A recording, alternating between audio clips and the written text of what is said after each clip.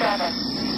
1, 2, 3, 4, 5, 6, 7, 8, 9, 0. 2, 5, 7. 2, 5, 7. 2, 5, 7. 1, 2, 3.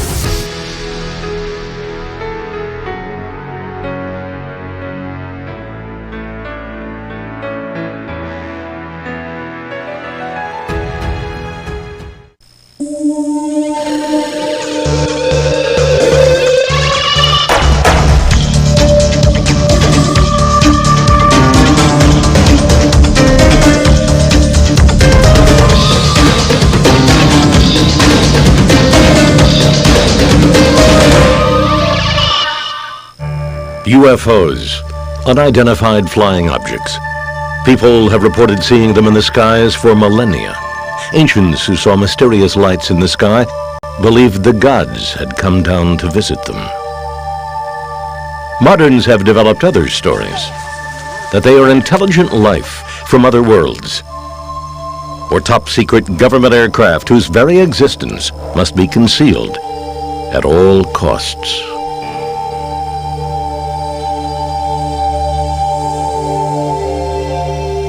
There is a small network of dedicated and sometimes fanatical people who search for answers to the UFO phenomenon. They cite thousands of UFO incidents throughout history as possible evidence of alien craft visiting Earth. Their nemesis, the United States government.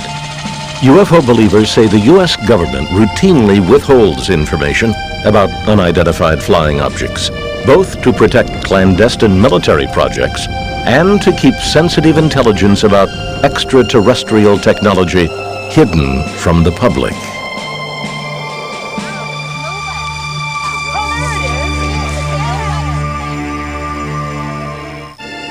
During the second week of March 1997, many Phoenix residents noticed strange lights in the sky.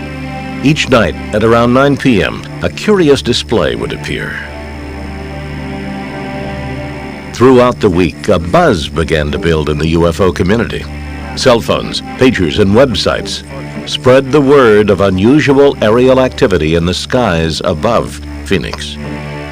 Skywatchers Tom King and Bill Hamilton grabbed their bizarre but professional homemade camera and went to the Gila River Indian Reservation for a better view of the lights. I looked at it for a few seconds and thought, it's not aircraft, I don't know what that is. And then, a minute later, a woman screamed, there's another one. I didn't know which one to film. They were so far apart. But then another one came out until there were four. I said, this is a major sighting, because this doesn't happen normally. These things were close. They were about the size of your thumb. For over 3 minutes, Kristen recorded the exciting display. So when I saw this light, I figured, well, I'm going to get it on tape, at least show it to somebody, maybe they can tell me what it is. Figure this one out. There's a double. There's a third one. I was pretty steady with the camera. The only mistake I made, of course, was going in and out with the thing, and I was starting to get blossoming in the lights. But then I called my wife, and she came out here, and she was pretty excited. And what I filmed was at 10 o'clock at night, and apparently sightings of the flyover occurred from 8:15 that night all the way to 10 o'clock. That there were many, many witnesses to it. Hey, Sue! Take a look at this. Submitted for your approval. What have we got here? Oh my God! I hit pay dirt. Finally. Well, that is a totally different configuration than we've ever seen before. Yep. No one knew what they were seeing, even those trained to watch the skies. A commercial pilot and his wife, an airline attendant, both were right under the baffling sight. They have chosen to keep their identities hidden. And these lights were massive, and they were in a V shape, going southbound and moving really slow. So I listened, and there was no sound in the neighborhood, and this massive V was blocking out the stars, and the fact that it wasn't making any noise gave me a chill, right up my back. At about the time it's right overhead, that's when I realized I don't know what I'm looking at. It's not fighters, it's not a large aircraft.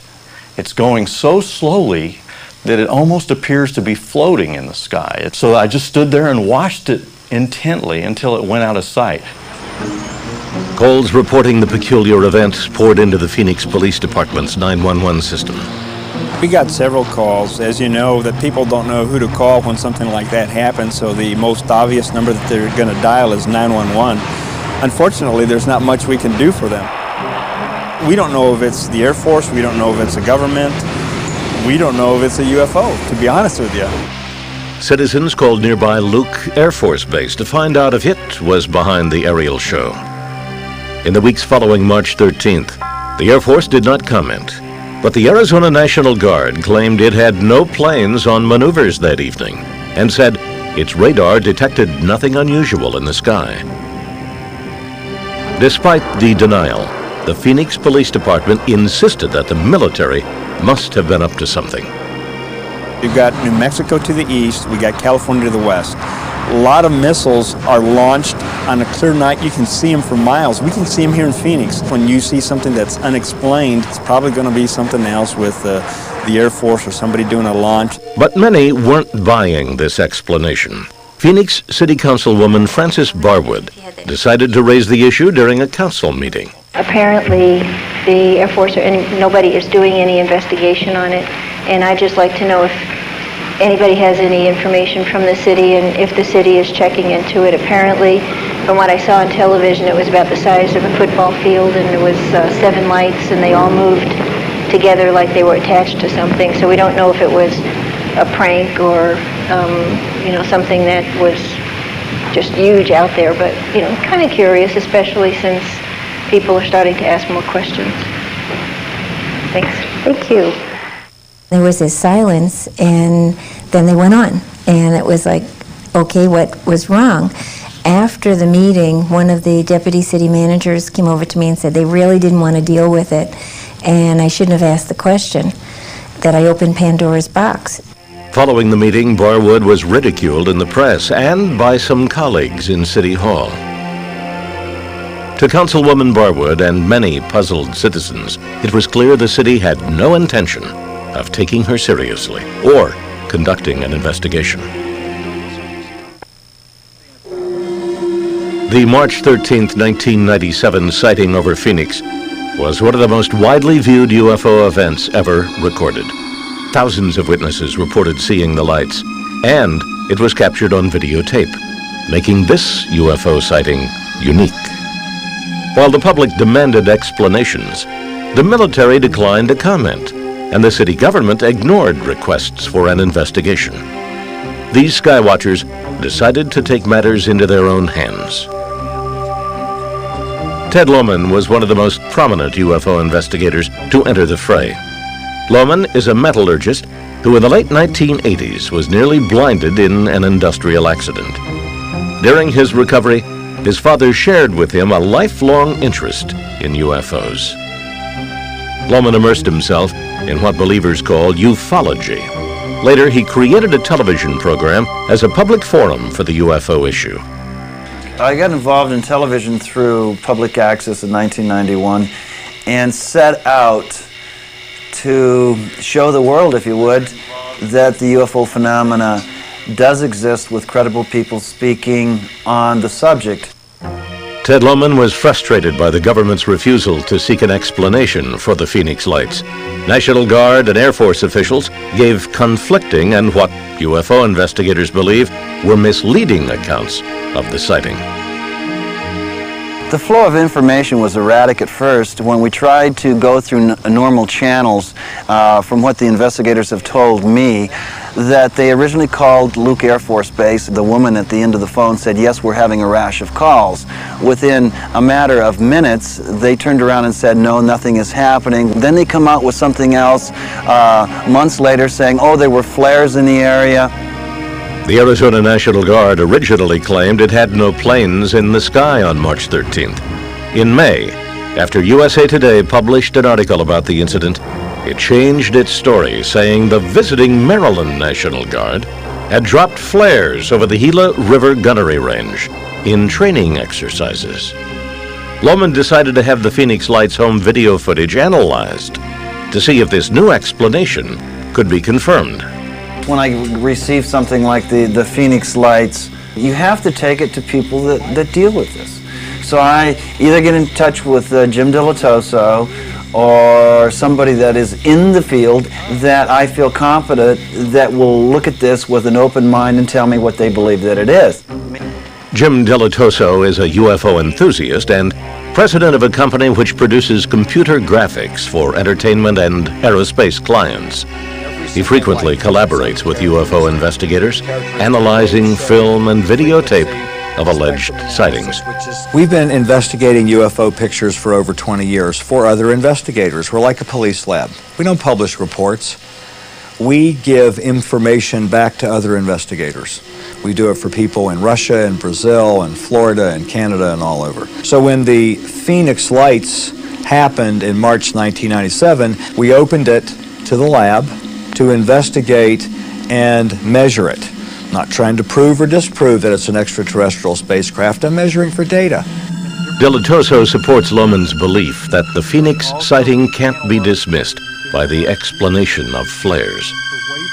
So we can compare to airplane lights, car lights, hail-bop, flares, and see if we get a match. We didn't get a match. Geophysically, when we triangulate or quintangulate the 5 different videos that have been shot, we position it in a location that isn't even remotely close to where the National Guard allegedly set off flares. And that only lasted 10 minutes, the setting off of flares. This event happened for hours on the night of March 13th. Many witnesses dispute the location where the military claims the flares were dropped. They also insist the lights didn't descend or illuminate the surrounding mountains the way flares would have. And I'd just like to say that the V of lights that I saw that night was absolutely not flares. I've dropped these flares from my helicopter in Vietnam. I've been on the ground in Vietnam when the flares have been deployed above me. I've seen the flares from fighters being dropped by other fighters. Flares have a real distinctive flickering. They're suspended by parachutes so they wouldn't stay in a perfect V orientation as they traversed all the way across the sky. Were there flares? Possibly. The Army or the Air Force says there were. I believe that something else was going on. What was going on was a show. It was for the people in the Phoenix area. It lasted too long to be a set of 5 flares, and that was it. What really happened on March 13th, 1997? Did thousands of Phoenix residents see an extraterrestrial craft pass over them between the hours of 8:30 and 10 p.m.? Skeptics question the investigative techniques of the so-called ufologists. The burden of proof on a UFO event is on the person telling the story, not on the person debunking it. You must, if in science and really in life, your proof must be so that there's no other explanation that is more logical, more easily accepted, more likely to have happened. Months later, the Arizona National Guard finally gave an official explanation for the lights over Phoenix. They claimed the sightings were caused by a visiting air unit on maneuvers over southern Arizona. The 8:30 tape was a formation of aircraft flying through the area. Later that night, around 10 o'clock, these were flares that were dropped by a Maryland Air National Guard unit flying A-10s on the range southeast of Phoenix. All that anyone saw was a bunch of lights, and some people connected the dots and made this one object. Even some in the UFO community say flares could have been responsible for the sightings that occurred at 10 o'clock, but say conventional aircraft could not cause the flying V formation seen by witnesses between 8 and 10. The pattern looks military, but the witnesses certainly have a different impression of what that was at 8:30 that evening. If you look at the flight path, and this is very important, you're looking at coming from Henderson, Nevada, and if you go and continue lying northwest of Henderson, you're going to go into Nellis Air Force Range, and you're going to go into Area 51.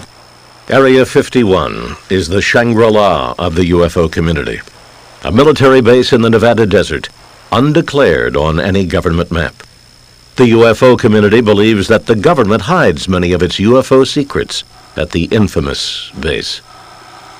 The first reports came from the northwest and directly in line with that corridor. Now, a lot of speculation was brought about by being something coming from Nellis Air Force or Area 51, a super secret, some type of a spy plane that came in this direction. These skywatchers aren't certain they know what made the March 13th lights. Theories of spy planes proliferate alongside claims of alien craft. But they are united in demanding that the government release whatever facts it has to the public. I think I can speak for the majority of the people within the field of ufology that we want to get the truth out. We might not want to know what the truth is once we get it, but we want to know the truth. Many people, including at least one city councilwoman, has asked for an investigation on what happened. When I work and I pay taxes, I pay for that jet fuel and those jets they train in. And when I have a serious question and evidence of what I captured on tape, I demand some answers. I think there's an unwritten law that you don't ask about these things if you're in government. And, you know, they have made fun of so many people that have said, well, they saw something. I've never seen anything in my life. But obviously something was out there that night. Hundreds of people have told me what they saw. They all described the same thing. There was something there. Despite the clamoring from the UFO community, the military has insisted it has nothing further to say about the Phoenix lights of March 1997. Wait, where? Some people join the UFO community as a result of what they call a close encounter. They believe they have seen aliens, an alien craft, or simply something they can't explain. Two women say their lives were disastrously altered by an encounter with an unidentified craft, and the UFO community was the only place they could turn to for help. Betty Cash owned a cafe in Dayton, a small town 40 miles north of Houston, Texas. Her friend, Vicki Landrum, worked with her as a waitress. At 7 p.m. on December 29, 1980, the two women drove to a church in New Caney, Texas, with Vicki's 6-year-old grandson Colby for a bingo game. When they discovered that the game had been canceled, the three headed home at about 9 p.m. We started back out of New Caney into Dayton. All of a sudden, Colby looked up and he said, "Grandma, what's that bright light?" It was where I could not even see the middle of the highway because the light was so bright. And Vicki screamed for me to turn. She said, "Betty, it's coming right at us, stop." And it had been raining, so we couldn't get off the road and turn around and go back. So we just had to stop. I got out on the passenger side, holding Colby, and Betty walked to the front of the car and stood there looking up. And I was screaming for her to get back in the car. because I was afraid she was going to get burned up. The three had stumbled onto what appeared to be an aircraft in distress. The vehicle sent down a stream of heat and flame onto the asphalt and the occupants of the car. It was a diamond-shaped thing. I mean, it was similar to this, and there was flames coming out of the bottom of it. My curiosity's bad, and I was going to try to find out what it was. The light was so bright, it was blinding me. And I was standing there trying to find out everything I could. And so Vicky kept screaming for me to get back in the car, that we were all going to burn to death. I just grabbed the door handle, and when I did, it just pulled all the meat off my hand. Flames from the craft had heated the automobile's exterior to scalding levels, burning Betty when she opened the door. Once inside, she turned on the air conditioner to try and cool the car, which had become unbearably hot. Terrified, they watched the craft struggle to regain flight for what they estimated was nearly 10 minutes. When it finally raised above the road, Betty Cash drove her car away from the scene. It kept going up and coming down. And so finally it went slowly up, and it moved slowly, not flew away, slowly toward Houston. And just as it began pulling away, we began seeing helicopters. And they wasn't the little bitty kind. They were the kind they used to parachute people out. I counted 23. Vicky said she counted, I think it's 21. But we were all so excited and terrified, we didn't know what to do. They were chasing the object. They didn't even let on like they knew that we were down there. So they were going in the same direction the object was. And they were losing no time getting there. Betty Cash frantically drove away to escape the craft as Vicki Landrum tried to console her grandson. But as they raced down the rural highway, they kept crossing paths with the strange caravan. We drove about 8 miles. There was a whole bunch of helicopters that were flying in with their searchlights on. They flew over us, and they were the big kind. Betty Cash, though badly burned on her hand, neck, head, and chest, managed to drive the car home to Dayton. Vicky had burns on her face, Colby on his back. Dehydrated, the three consumed large amounts of water and told friends and families what had happened. Betty's 20-year-old son tried to convince her to go to a hospital to be checked out.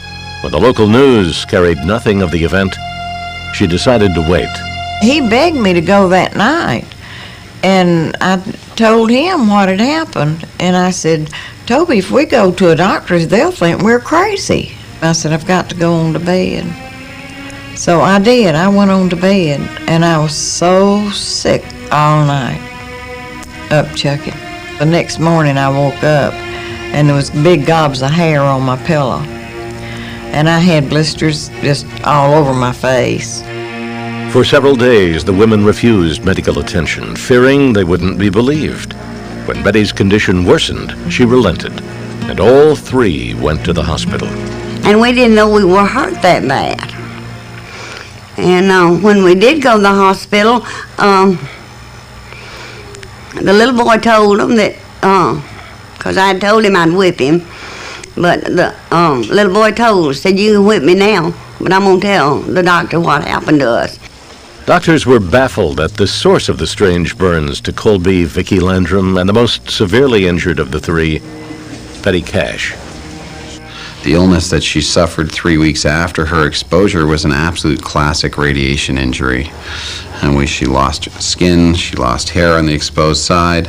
She then had diarrhea, vomiting, and all the illnesses you get, and it was exactly on time. I don't think she would have made it up. And the other thing is I don't think that she could have made it up because she didn't know it, and she's precisely on time for describing what would be a 2-gray to 3-gray radiation exposure. They kept asking me, how did I get burned? But I didn't have any earthly idea that the object was a probability of radiation.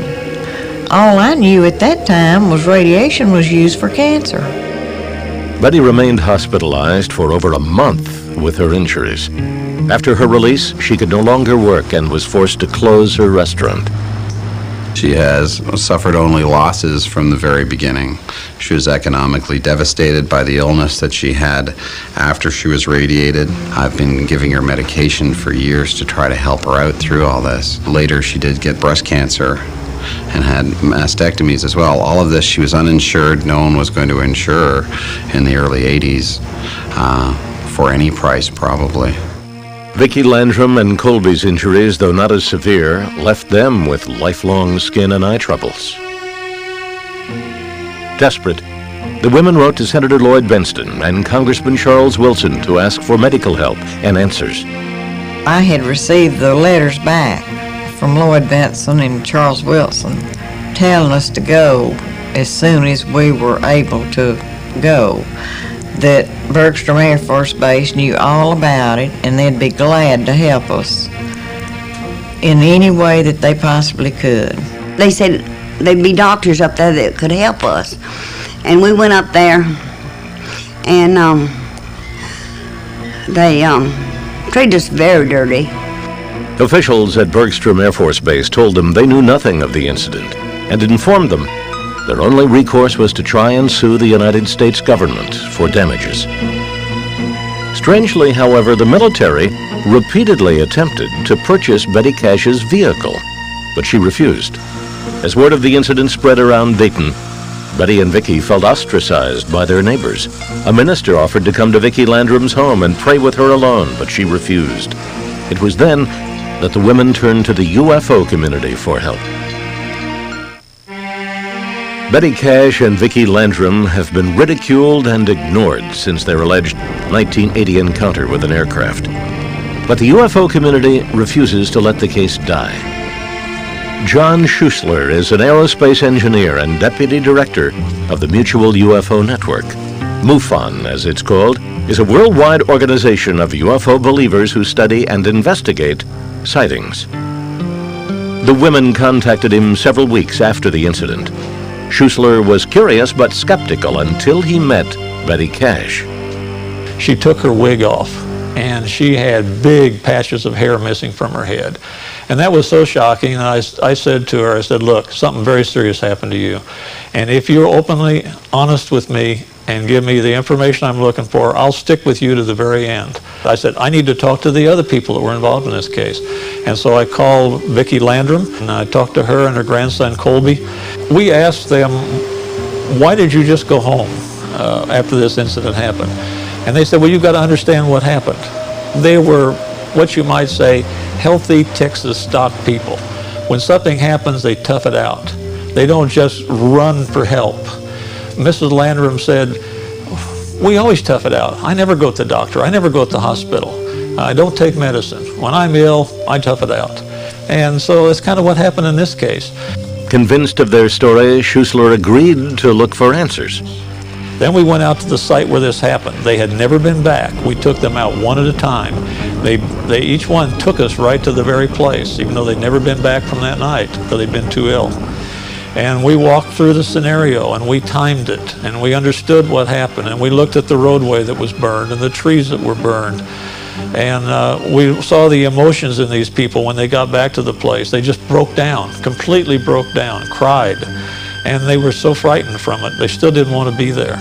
And after that, we decided, well, we'll let them go home, and then we'll start walking the roadways. Schuessler began to canvass the area for witnesses to the incident. His investigation revealed that a Dayton police officer and his wife saw military helicopters in the sky on the night of December 29, 1980. We had other witnesses too, civilian witnesses that weren't as alert about what helicopters are, but they could describe them with two rotors on them that made them very unique. And there was no one else but the military flew twin rotor helicopters in 1980. We started asking for those kind of records from the military. We were just completely stonewalled. Just like these people didn't exist and the information didn't exist. And so that started our quest for more information and a long, long drawn-out investigation. Through the Freedom of Information Act in 1982, Schuessler obtained what he feels is the smoking gun in the case, the official military report on the investigation into the women's claims, which called their story credible. With Schuessler's aid, the two women hired a lawyer. To me, it seemed to be a truthful story. Yes, I've had people who try to, as the saying goes, strap a story on you. I don't believe they were doing that. And the evidence contradicted that too. Nearly 6 years after the alleged incident, Betty Cash and Vicki Landrum believed they might finally get some relief. They filed suit with the U.S. Attorney's Office in Houston, and a preliminary hearing was set for August 1986. Of course, the federal government denied they had any connection with anything like this, and we didn't have any way of proving that the federal government was involved. All we could prove is that women were injured. Who injured them? We couldn't prove it. And so the judge says, I'm dismissing the case. Their hopes crushed, Betty Cash and Vicki Landrum eventually left Texas to escape the painful memories of their ordeal. 18 years after the original incident, after the tabloids and local press tired of their story, another UFO investigator still searched for the answers. We're coming into Dayton, Texas. You know, there's a mystery here. I've done investigations, I've done undercover operations, I've been involved in homicide investigations, and there's hard evidence, there's eyewitness testimony. As an investigator, I believe that those answers are out there, and eventually we may be able to bring this mystery to a conclusion, show a picture of what transpired on December 29th, 1980. Ken Storch is a police officer in suburban Denver, a member of the Mutual UFO Network, and a former U.S. Air Force sergeant. During his military service, Storch says he was forced to sign a document preventing him from discussing a UFO incident. His unwilling participation in an alleged government cover-up made him sympathetic to the experiences of Betty Cash and Vicki Landrum. Betty Cash and Vicki Landrum and Colby came around that corner and were confronted with an unknown. There was an object that was brilliant, diamond-shaped, emitting a high intensity, they say a flame, light of some sort, a power source. According to Betty Cash and Vicki Landrum and John Schuessler, the craft, when it came down from the sky, irradiated an intense heat, causing the blacktop to bubble, melt, contaminating the surrounding area. This is a classic encounter, right? We're at ground zero where it happened. This is it right here. John Schuessler visited the site 3 weeks after the incident and noticed changes made to the road.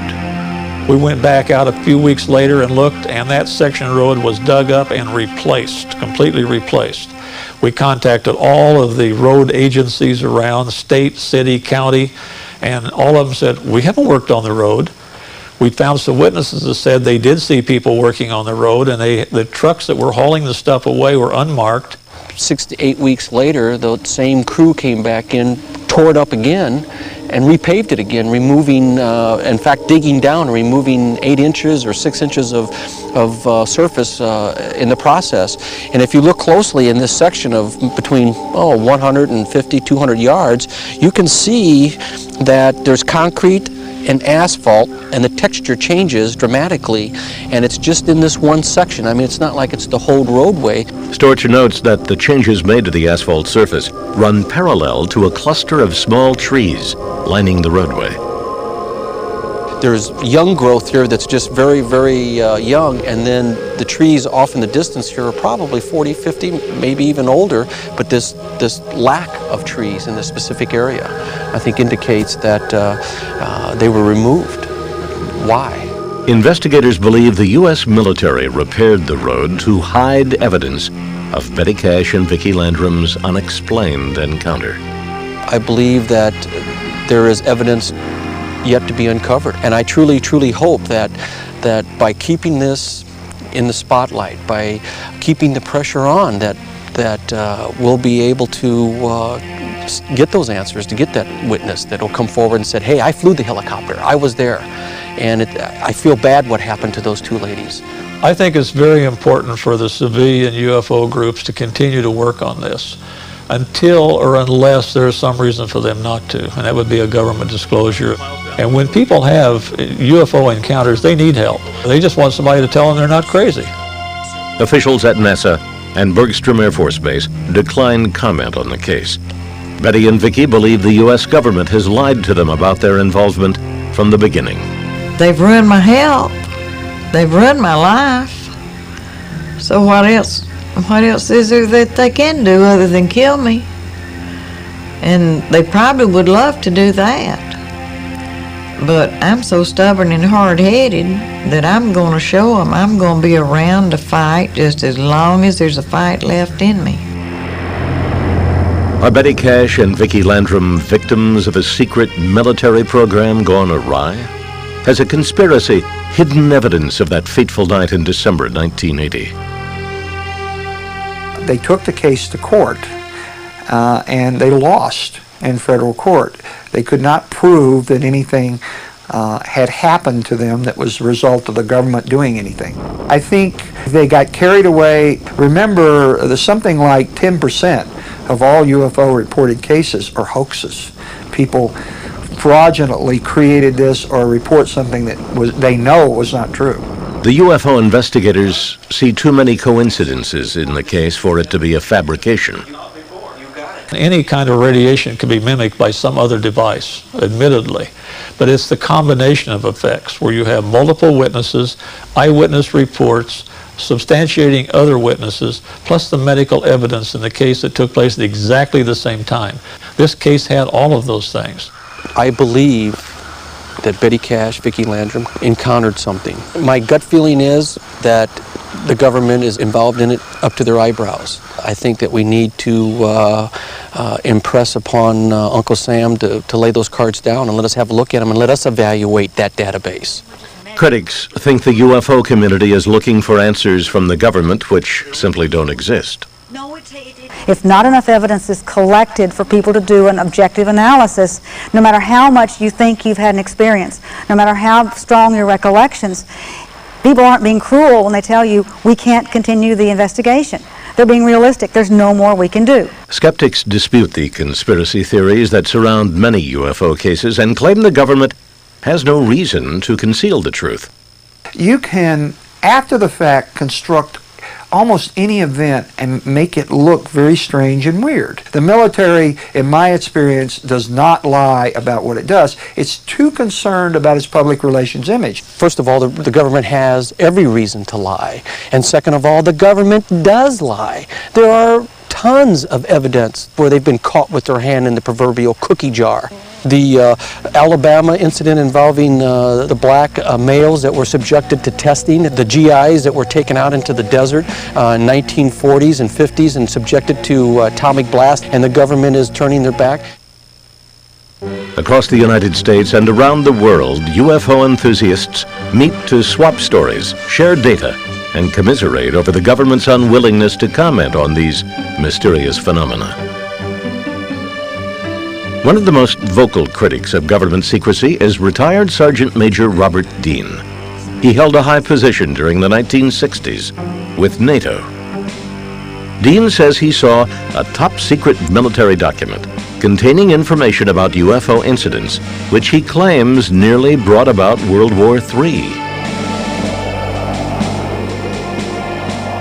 The document essentially dealt with the NATO study of the reality of extraterrestrial intelligence, the UFO matter. Now, there were large circular metallic objects flying all over Europe. They would fly in formation and they would disappear off of NATO radar over the Norwegian Sea. This issue had almost caused we and the Soviets to go to war at least a half a dozen times over the years for the wrong reasons. Once I realized that this was a reality and not myth, legend, it had an impact on me which I've never quite gotten over. Dean and his wife Cecilia have formed an organization to educate and lobby for congressional hearings on the UFO issue.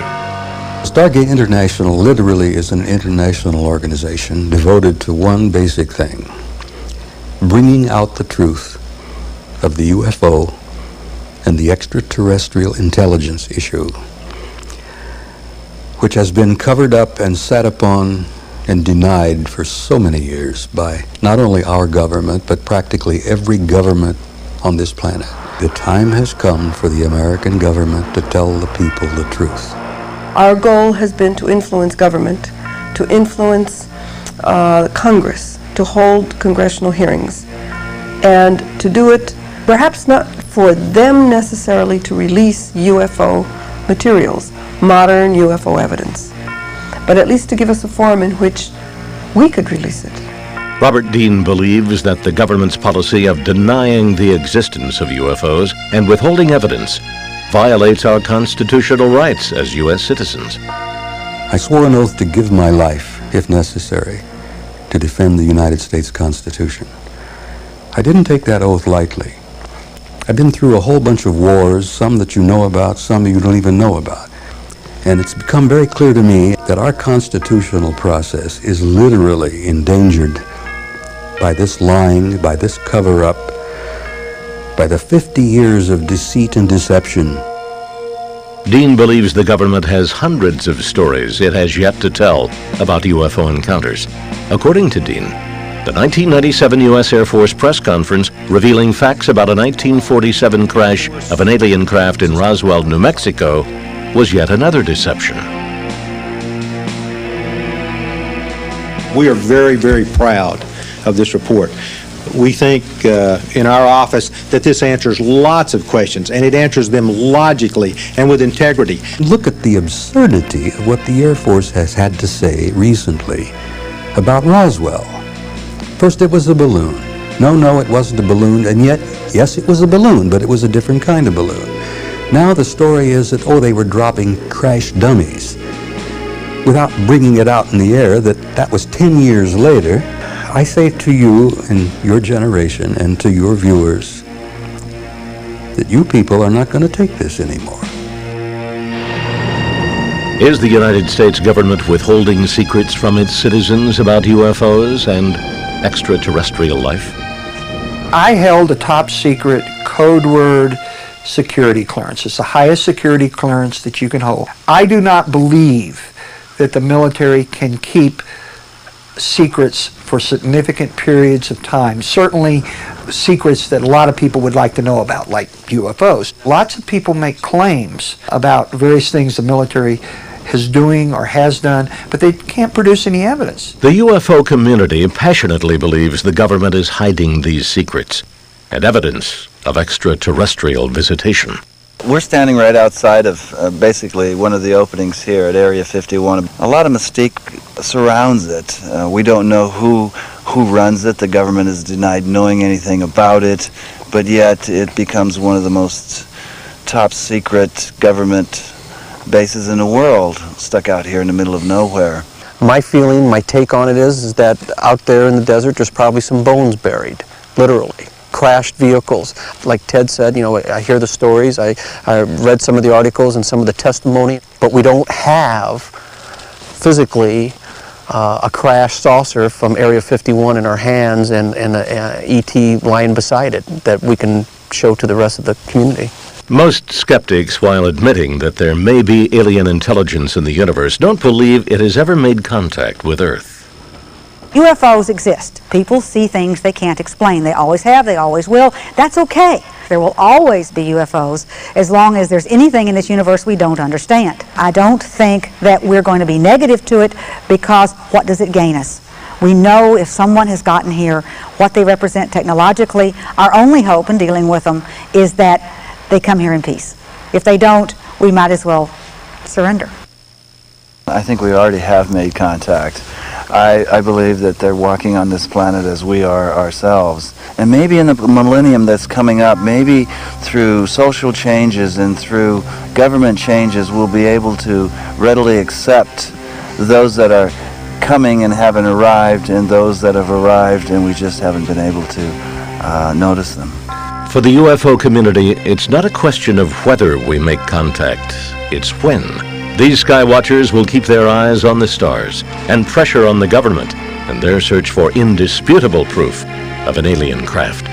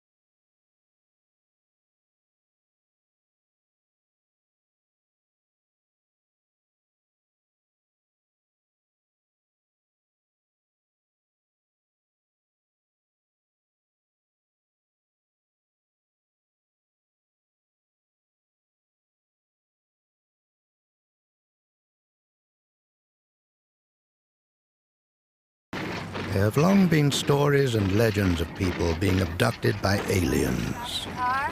Why are you stopping the car? Hell, it's Siren Don't Electrics. tell me that the car's broken. Most of us like to dismiss these as delusions and fantasies. And if you think that I'm gonna marry you, But is it possible such a thing could really happen? I think I can get it going. Tonight we travel to the furthest shores of scientific inquiry to try and discover how and why aliens might indeed be visiting us here on Earth. Prepare yourself for 10 ways to be abducted by an alien. Whoa. Hey, Mary, I told you I'd get... Hey, Mary Lou. Mary Lou! Mary Lou!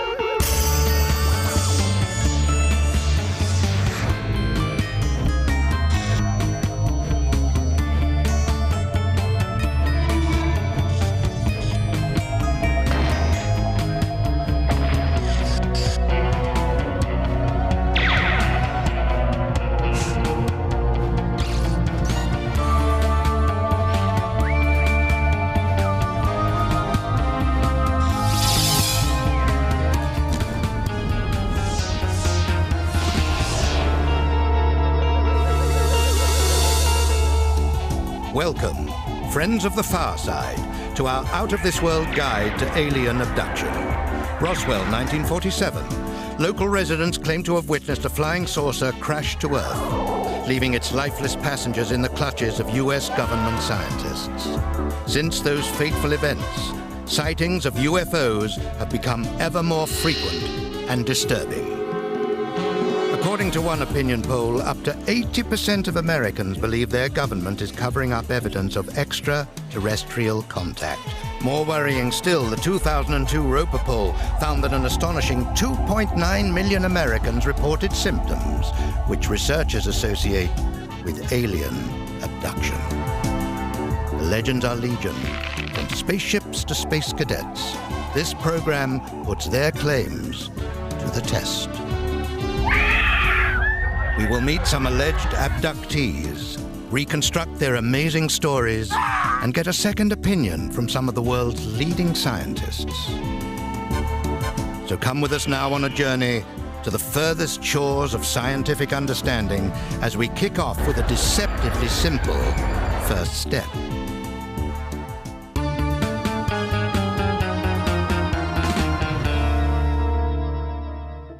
To me, there was never any question that there would be life out there, even intelligent life. But of course, that's personal opinion. I have to say that, in recent years, the indications seem to be more and more favorable that there's life out there. We're finding planets around other stars. So, the amount of real estate that might support some biology seems to be growing. And this sort of vindicates the thought that, well, maybe we're not all that special. With so many stars to choose from, it's hard to know where intelligent life might be hiding.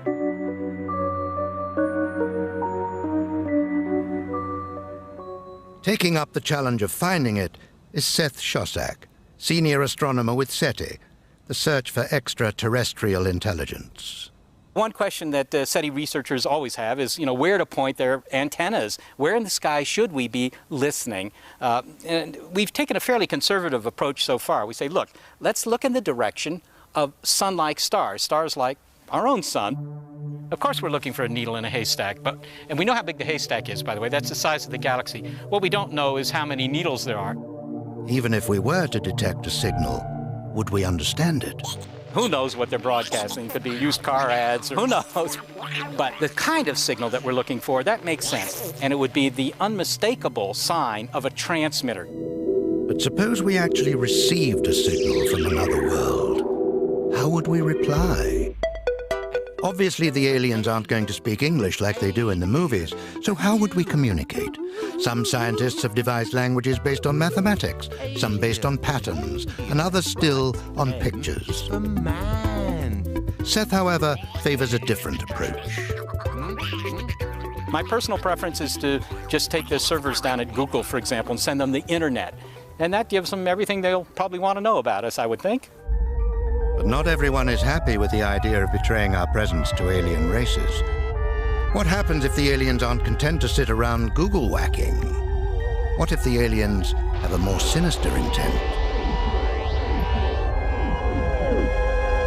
We don't know what's out there, and it could be that betraying where we are, our presence here on Earth, might lead to, shall we say, unfortunate consequences.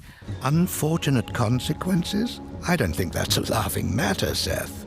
The bad news is, mankind has already started broadcasting to any alien who cares to listen. Television transmitters actually produce signals that go out, well, they go out forever, of course. They just get weaker with distance. And because there are television transmitters all around the globe, there's always a signal being broadcast. Television transmitters often have power of a couple of 100,000 watts. They're pretty strong transmitters. They're high-frequency transmitters, or high up on the dial, which means that those signals, they go off toward the suburbs, then they scoot right past the suburbs, and they go out into space. So those signals have spread the news that humans are here out 50 or 60 light years, and within that distance, there are several thousand star systems. So, it seems a foregone conclusion that aliens have discovered us, even if we are still looking for them. When trying to be abducted by an alien, it's important to learn the lessons of history. So now we turn to the first reported case of alien abduction, the extraordinary story of two ordinary Americans, Betty and Barney Hill.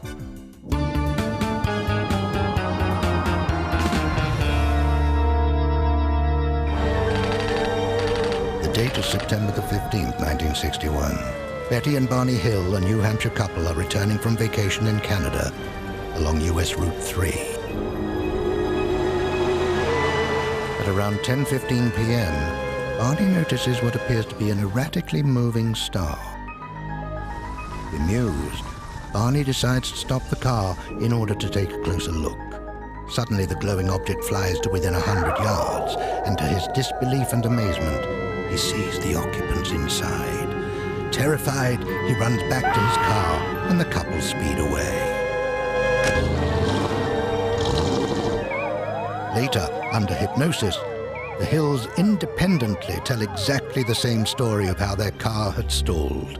The craft had landed, and they had been taken aboard by small, grey aliens. The couple were subjected to an examination. Skin, hair, and nail samples were all taken. The aliens were said to be particularly surprised to discover that Barney's false teeth could be removed and replaced. Later, when Betty asked where her abductors were from, she was shown a star map, indicating they originated from Zeta Reticuli, a pair of faint stars 220 trillion miles away. Could aliens really have traveled across such vastness of space? In theory, yes. One of the world's leading theoretical physicists not only believes aliens are out there, he thinks he knows how they might get around. I think it's almost a foregone conclusion that they're out there. Take a look at our galaxy. There are 100 billion stars in our galaxy. Now take a look at the galaxies of the universe. We can actually count them. In the visible universe, our telescopes have the range to see 100 billion galaxies. Well, how many stars are there in the visible universe? Count them. 100 billion times 100 billion. That is an astronomical number. You have to be supremely arrogant to believe that we are the only ones in town. But that's just the visible universe.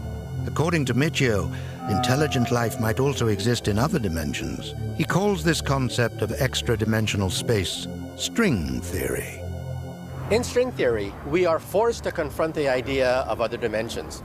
It is the only theory which has been able to unify all the laws of physics into a single coherent whole. String theory proposes the existence of 11 extra dimensions. This might seem crazy, but apparently it allows physicists to make sense of the chaotic universe we live in. From the top of the Empire State Building, I look down and I see the chaos of the streets, but I see it whole. I can see a unity, a coherence that you cannot see on the hustle and bustle of the street below. So is it really possible alien life exists in some kind of parallel universe? And even if it did, how could they travel to our world? Well, think about life in the universe.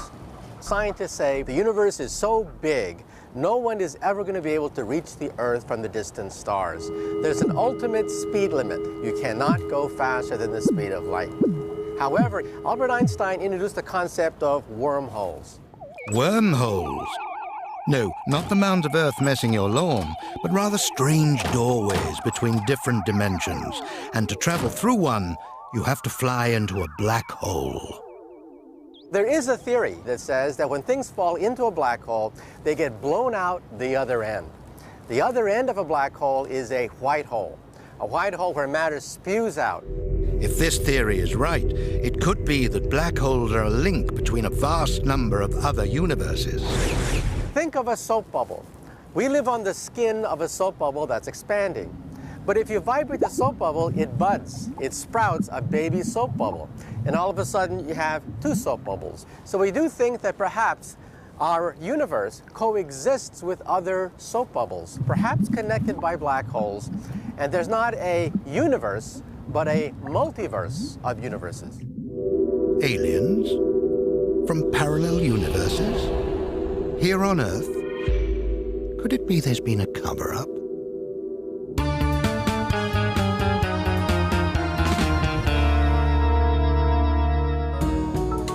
Welcome to the X Conference. These people are gathered here in Washington, D.C. to debate the implications of the alien presence. Conference organizer Stephen Bassett believes that as the pressure mounts, governments of the world will be forced to come clean and admit there's been a cosmic cover-up. All of the first world nations know about the ET presence.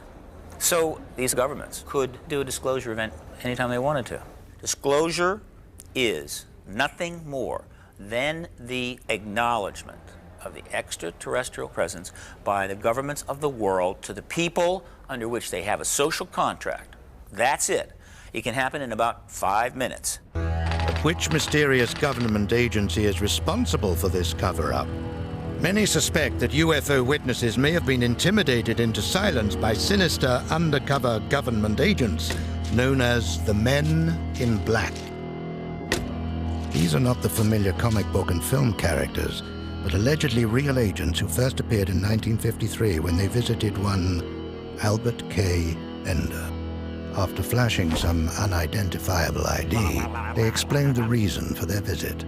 They knew Bender had discovered the truth about UFOs, and they were there to make sure he kept quiet. Where are you from? I tell everything. What are you doing with my toilet roll? But their methods were most peculiar. They apparently expressed amazement at mundane objects, such as ballpoint pens. One is even said to have drunk a bowl of hair gel. Bender said he couldn't decide whether his sinister visitors were CIA agents, or whether they too were aliens. Either way, they were pretty weird, with eyes that lit up and the ability to float around the room. Was Bender deluded? According to one opinion poll, more than 50% of Americans also believe UFOs exist, and even more believe the government is concealing the truth about them. Here's a simple question to ask every person.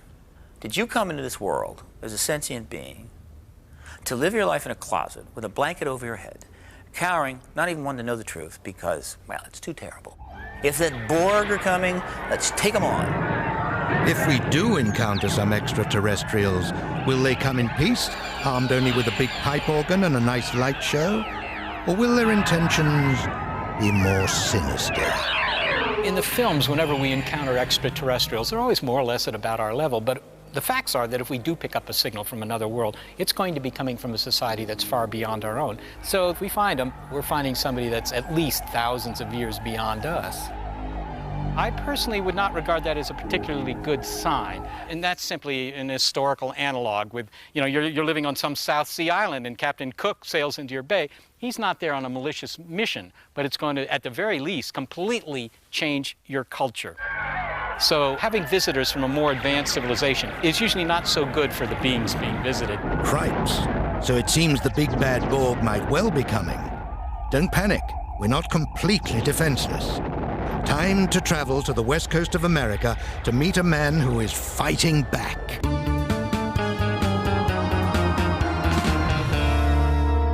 I'm Michael Mencken. I'm the inventor of the anti-alien flat screen helmet. Michael Mencken has become so concerned by the threat of alien abduction that he has decided to do something about it. Whilst reading a science fiction story, Michael realized aliens must be able to control people telepathically by using microwave energy. He quickly set to work designing a shield to protect abductees.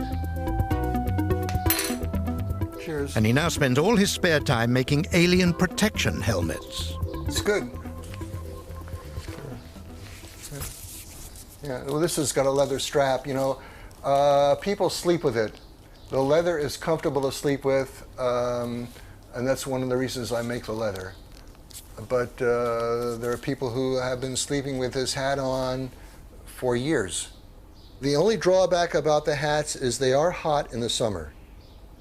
And I had a man in Iowa, and he reported that it was too hot in the summers in Iowa to wear it. I said, I'm sorry, you're just going to have to be taken.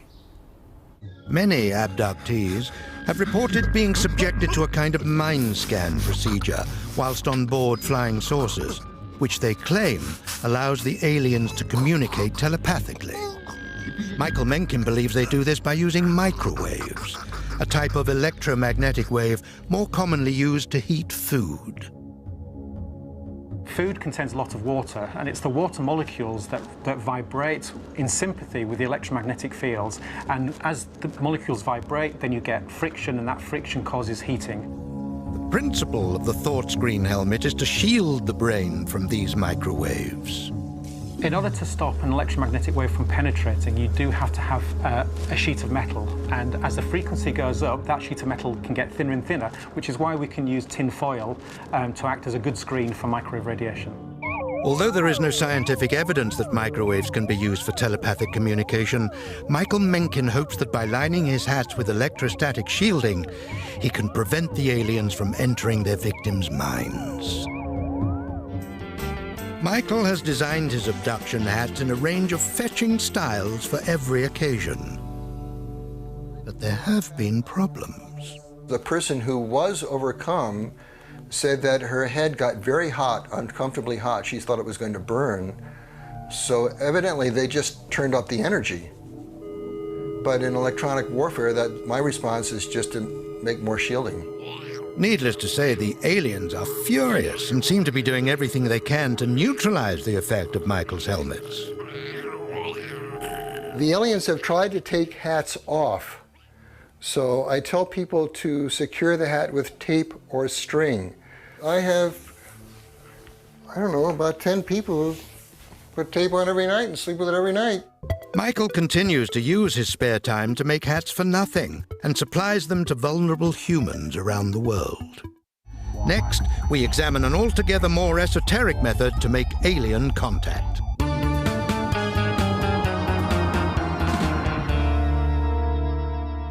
Members of a group calling themselves the Etheria Society are gathering here on Holston Down in North Devon in England to tap into spiritual energy they believe is flowing to Earth from outer space. The great message, if you like, of the Aetherius Society is that there's one crisis in the world, and that's the spiritual energy crisis. If we solve that one, all the others will be solved, because then karmic balance will come to the planet.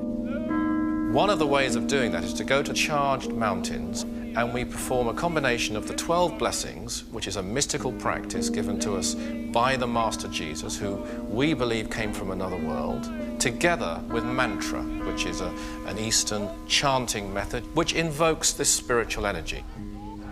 They believe their founder, a taxi driver from Maida Vale called His Eminence Sir George King, was in regular contact with higher intelligences from outer space for most of his adult life. In 1954, on May the 8th, Dr. King was in his flat, small bedsit really, in Maida Vale in London, and he was actually washing up at the time, and he received an audible command. It's called the command. George takes up the story. I was performing a tricky feat at the time, trying to dry 4 plates by shuffling them about, rather in the same way that one shuffles a pack of cards. May I warn any independent bachelor that such a procedure, when you consider the frequent breakages, costs almost as much as a wife. As George juggled the crockery, the sound of the street below suddenly stopped, and an alien sound struck his ear with gentle firmness. You are to become the voice of interplanetary parliament. The ensuing silence was broken only by the sound of shattering plates as they slipped from his useless fingers. There was no further explanation, which George desperately required, having never heard of interplanetary parliament. A week of hopeless frustration followed. Those he confided in were baffled.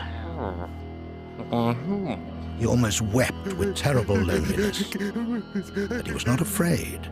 George knew that prophets often experience a period of angst and loneliness before a great revelation. 8 days later, after very careful practice of yogic breathing, a man in white robes walked through the wall and, having outlined George's earthly mission, promptly exited through the locked door. From there, he became a medium for various intelligences from other planets. I am known as Aetherius. Where are you speaking from now? I am sorry, my dear friend, I cannot answer that question for you. He made quite a few unconventional claims. He said, well, Jesus comes from another planet. That wasn't going to go down too well. But he didn't let that stop him. George founded the Aetherius Society in London in 1955 before moving to America. He set about constructing various devices to store and broadcast spiritual energy. We have a piece of equipment called a battery. And in this battery, which is a piece of radionic apparatus, that's a science of psychic energy, we believe we can store energy and then released in cooperation with otherworldly beings to particular areas. This transmission of spiritual energy is achieved with the Spiritual Energy Radiator, a mysterious device which also apparently receives energy from a giant invisible spacecraft, 12,000 yards long. This particular spacecraft, satellite number 3 as we call it, is manned and is piloted by interplanetary beings, but there's nothing unusual in that. Of course there are people out there who think it's all absolutely nutty and weird, but there are a lot of people who say, well, that could be true. And so we leave the members of the Aetherius Society to their sacred cosmic chants. And it's time now to propose a more practical method to contact alien beings.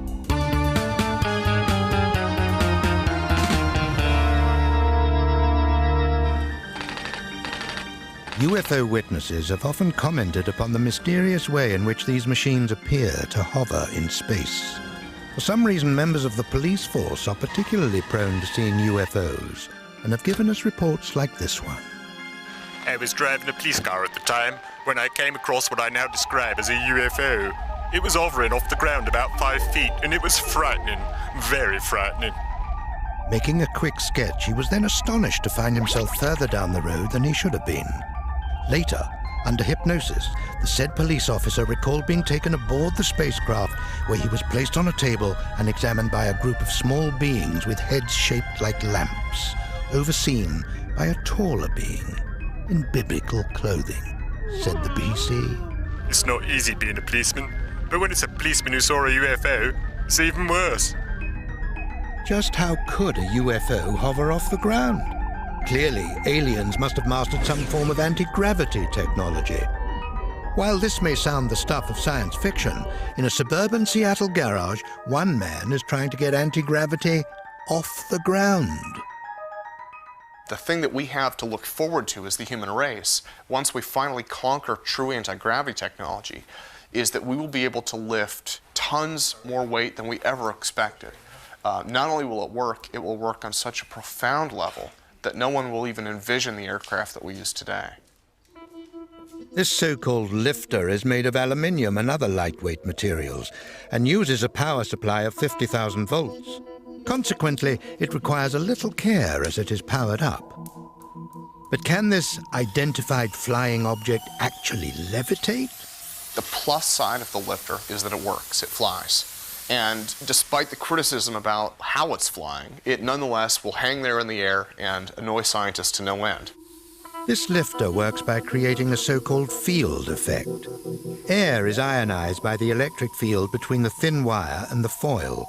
The attraction and repulsion of these charged ions creates a flow of wind, creating thrust, similar to how an aircraft wing creates lift by displacing air. But is this ion wind true anti-gravity? In other words, does it actually reduce or negate the effects of gravity? The question becomes, does ion wind change the properties of space-time? It would make sense. The particles are traveling at very high speeds. So we've got several effects going on that we haven't really even tried to measure yet. If UFOs existed, how would they work? And how would you design such a craft that could pull a 45G turn and not crush the occupants? The problem with flying at the speeds UFO witnesses report is that they would crush any human pilot into jam. We are reaching the limits of human pilots. Anti-gravity can change that. I think anti-gravity can change the inertia within the cockpit. I look at anti-gravity research, unfortunately, as the modern equivalent of scientific pornography. It's something that no one wants to talk about, because every time they do, they're maligned as being some kind of deviant. Sadly, there we must leave Tim in his garage to continue carrying out unnatural acts with high-voltage equipment.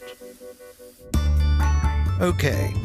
Now we've discovered how they might have got here, we look next at why some people are selected for abduction and others cruelly ignored.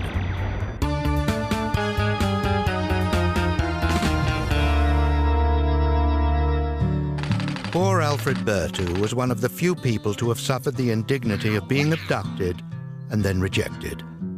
In August 1983, Berthoud, who was 77 at the time, was fishing in a canal in Aldershot when a bright light descended close by the towpath. Two aliens emerged and escorted him into the huge spinning craft. After a cursory examination, they told him he was too old and infirm and asked him to leave. But here in the Swiss Alps, on the other hand, we meet next with Billy Meyer, a one-armed peasant farmer who is flavor of the month with the intergalactic jet set. Here at his specially built center, he lives with a small group of people who believe Billy has been specially selected for contact by a race of aliens called the Pleiarans. Most of the time they meet me in my office. They are not superhuman beings or something like this. They are normal human beings like you and I. Just now it's each week, each Thursday. We work together to correct the contact notes. Billy keeps a numbered record of his contacts in which the Pleiarans tell him about possible future events on Earth. All of them, they know German, and some of them, they learn it in the meantime Swiss German. It's now over 30 years since Billy's first contact. I was sitting in my office and I got something like a voice in my head on a telepathic way. And there was the order in it to go out with my bicycle and the photo camera to watch the sky. And half an hour later I heard whirring sounds. And then came a small beam ship out of the clouds. they don't fly a normal way, they beam. Short distances they fly, and the large distances they beam. Since the 1970s, Billy has amassed hundreds of photographs of the Playar and beam ships, and also shot hours of cinefilm, which his supporters claim has been analysed by experts and proven to be genuine. Sadly, the beam ships and their occupants use a cloaking device to remain hidden to everyone except Billy.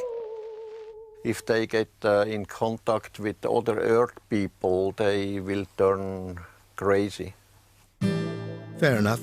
I sometimes feel that way too. But aliens beaming in from other worlds sounds a bit kooky. But according to some leading physicists, teleportation is within the laws of physics. It used to be thought that teleportation was nothing but hogwash. When people say, "Beam me up, Scotty," people snicker and laugh. Well, we physicists are not laughing anymore. It is possible to teleport things in the laboratory. We have now successfully teleported photons and now individual atoms. And in a few more years, the first molecules will be teleported, and perhaps in a decade or so, the first virus will be teleported. And remember that Star Trek takes place 300 years into the future, which is sufficient time for us to learn how to teleport Captain Kirk in a laboratory. When Betty and Barney Hill were abducted, the details of their experience were only discovered through the use of hypnotic regression. Next, we learn more about this controversial technique and hear one man's harrowing tale of alien surgical intervention.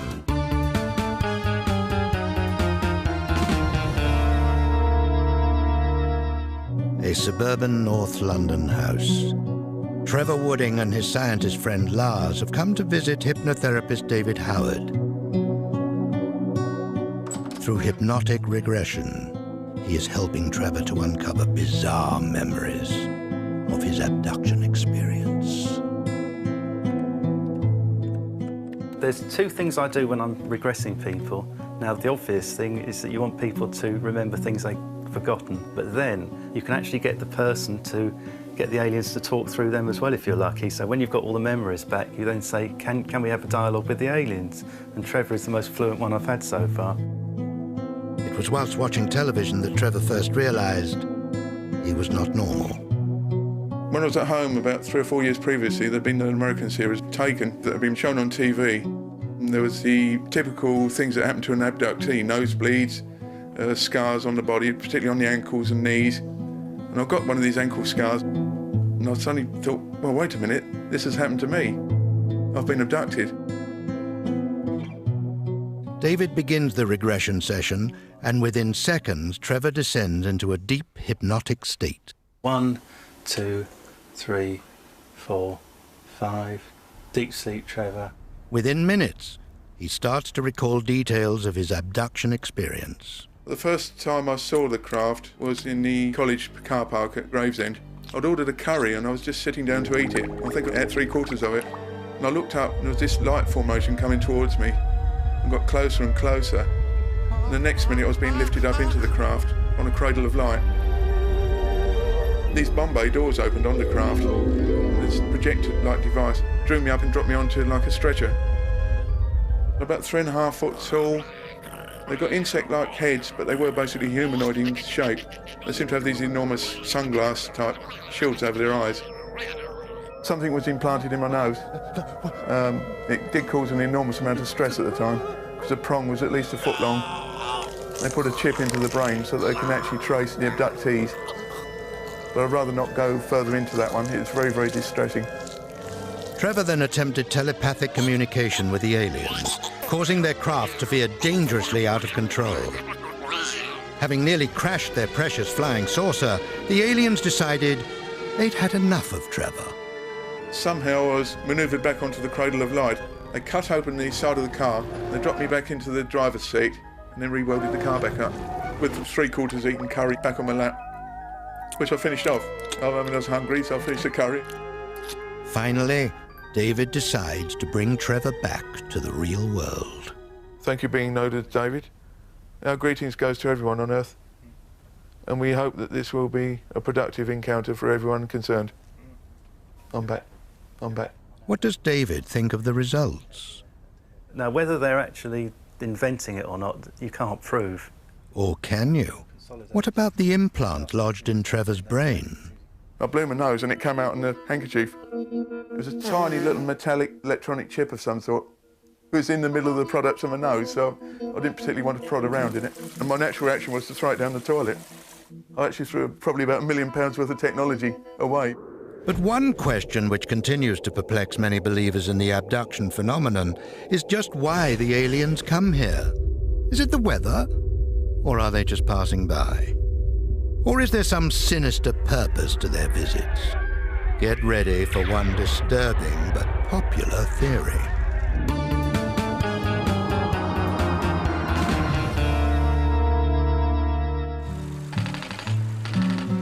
On October the 16th, 1957, Antonio Villas-Boas was ploughing the fields on his family farm in Brazil when the engine of his tractor suddenly cut out.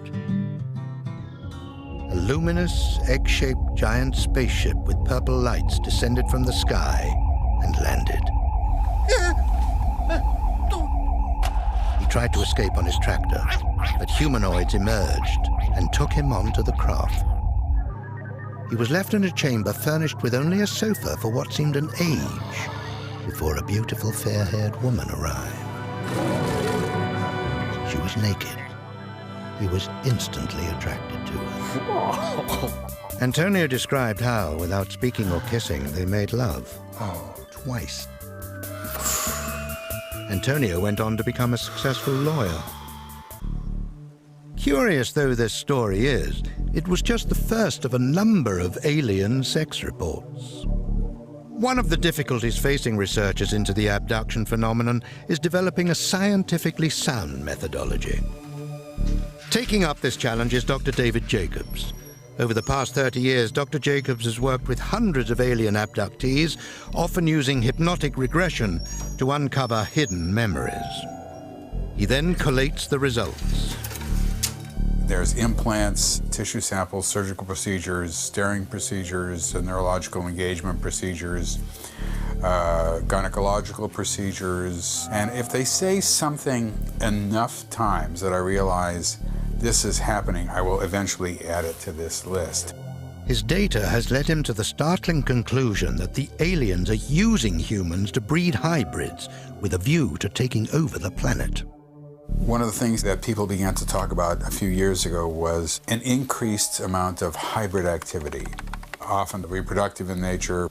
And they've been doing this with increased frequency, to my sort of consternation and to the consternation of the people who are describing this. What David has discovered is that there appears to be a pattern to the aliens' behavior. Sperm samples are regularly taken from male abductees. But for what purpose? More sinister still are the experiences of female abductees. Hybrids mate with you, and sometimes they, they'll put in a fetus. They'd even harvest the eggs when I was just a little girl. I was pregnant and everything was going fine. 10 weeks after, it's gone. And I called my mother and she said, collect everything that you can and take it to the doctor. And when I got there, they tested it and they said there were fetal cells, but where was the baby? They are here for a reason. They are working towards a goal. Not only that, but they are doing this secretly. All of which makes me very uneasy. It seems the aliens may be removing these hybrid toddlers and placing them in vast incubators on board their craft. But why? All I know is that they're making copies of us. They're training them to act like us. This does appear to be an integration program. As an academic, I'm forced to follow the evidence, and that's where it leads me, even though I understand how crazy it is, and I'm embarrassed to talk about it in public. And I know that every time I say anything about this, it only redounds against me. As David acknowledges, many people find his explanation of the abduction phenomenon far-fetched. But what if he is right?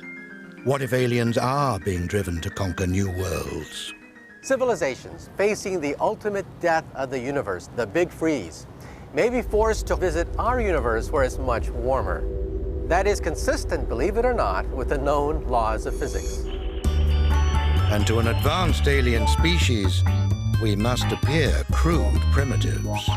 When you walk down a country road and you see an anthill, do you go down to the ants and say, I bring you trinkets, I bring you beads, I bring you nuclear energy, I bring you DNA technology, take me to your leader? Or do you simply step on a few of them? Just remember that the distance between ants and us is comparable to the distance between us and a galactic civilization that can roam the space lanes of the Milky Way galaxy.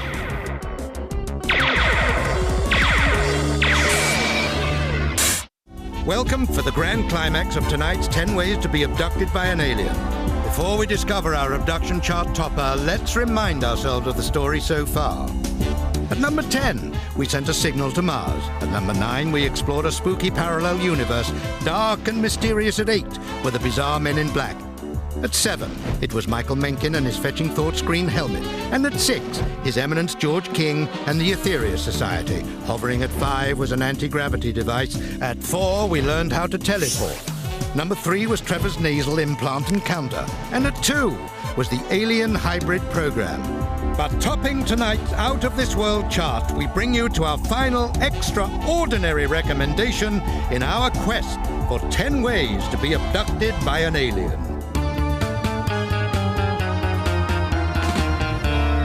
Number 1.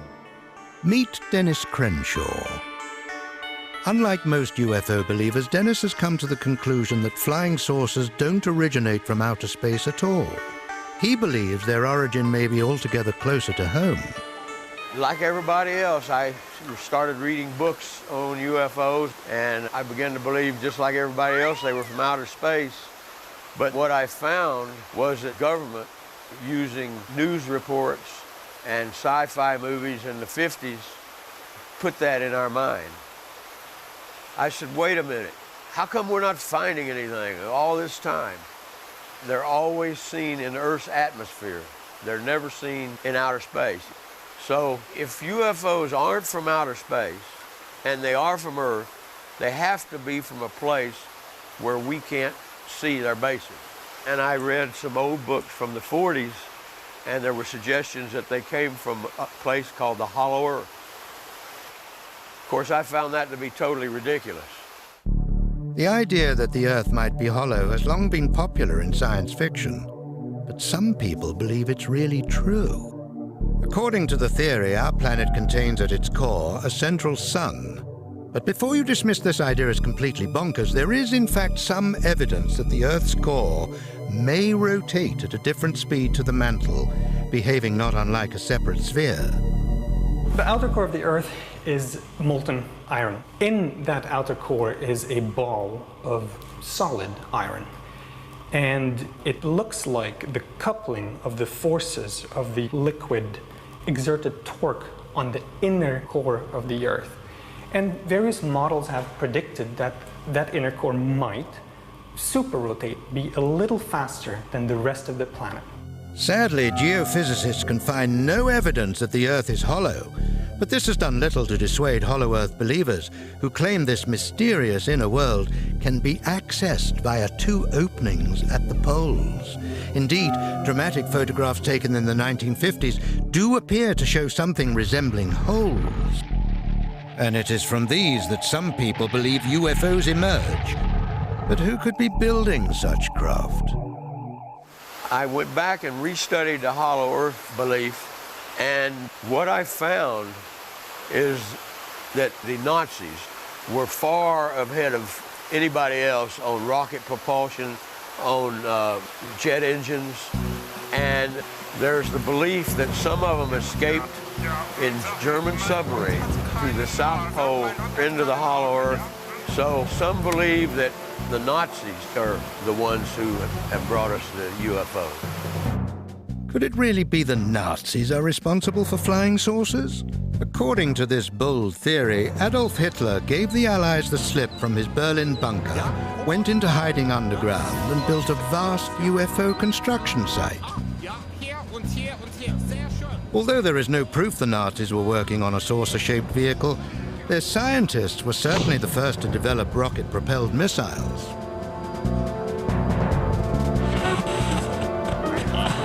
Of course, by now, Hitler would be very old indeed, and no doubt the past 60-odd years interred deep underground, while allowing him time to refine his painting, would surely have further disturbed his warped mind. It also seems quite probable that he would have cloned himself as part of a high-tech master race breeding program. This would certainly explain the often reported alien appearance of many UFO pilots. So there we have it. Having resolved the flying saucer enigma through the ruthless application of logic and a little lateral thinking, we leave Dennis alone in the dark to have a think about things. We liked Dennis, but it seemed for the best.